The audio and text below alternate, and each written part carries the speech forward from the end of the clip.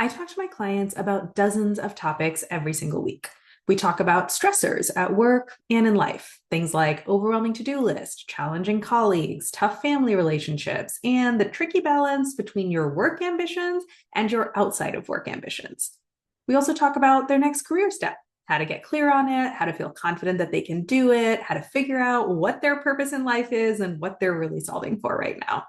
And we talk about landing that next step and making it a success. Things like communicating their career vision in a compelling way to others, networking, sourcing opportunities, interview prep, or even launching their own venture. And across all of these dozens of topics and the endless nuance of every person's problem and situation, I have noticed one master variable at play behind the scenes, a variable that is so embedded and so unconscious that most people don't even realize that it's at play. And yet, this variable is running everything. Here is that master variable. Where do you get your security from? Do you have an external locus of security or an internal locus of security? Now, you've probably heard the terms internal locus of control and external locus of control. That is a psychological concept that describes two different orientations towards life. People with an internal locus of control believe that they control their own lives and that they are the driving force behind their life outcomes. On the other hand, people with an external locus of control believe that outside forces control their life and that luck or fate or other people are the driving force behind their life outcomes. Now, what I'm talking about with external and internal locus of security is a similar concept, except instead of control, I'm talking about security. So when your brain assumes that you have an external locus of security, you believe that your external circumstances have to look a certain way in order for you to feel safe, secure, and good enough. This could look like, I need to get everything done on my to-do list, then I'll feel like I'm on top of things. Or I need my boss to be impressed with my work, then I'll feel like I'm doing a good job. Or my LinkedIn announcement about my next job needs to look like a step up from what I'm doing today. Then I'll feel like I'm on the right track and I'm keeping pace with my peers.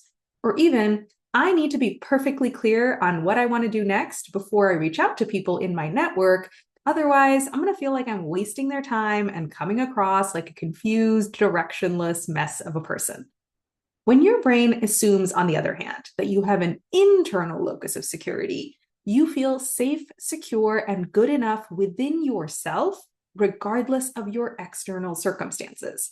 This could look like, I know I'm good at quantitative analysis. So if the numbers in the model aren't adding up, it's interesting. Maybe the problem's over here. Let me go check this sheet first.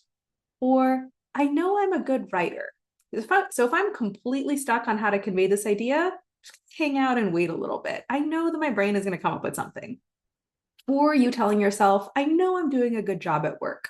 So if it's not getting recognized, let me figure out either what I'm missing or where things are getting lost in translation. Or even telling yourself, I know the essence of what I'm looking for in my next job and why it makes perfect sense for me. So if the person I'm networking with or talking to is looking confused and skeptical right now, no worries. I just need to figure out what confused them and explain it again. When you have an external locus of security, everything feels tense and stressful and high stakes, and you're likely to get kicked into fight or flight, which will lead to worse performance at whatever you're trying to do, which will only stress you out even more and ultimately create a vicious cycle.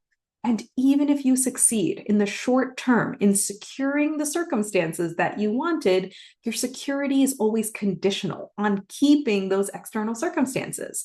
So you have to stay vigilant for possible threats and re-win your safety, security, acceptance, love, belonging, and good enoughness every single day, again and again. On the other hand, when you have an internal locus of security, everything feels playful and fun and intriguing. You're likely to not get kicked into fight or flight and instead stay in your flow, in your zone of best performance.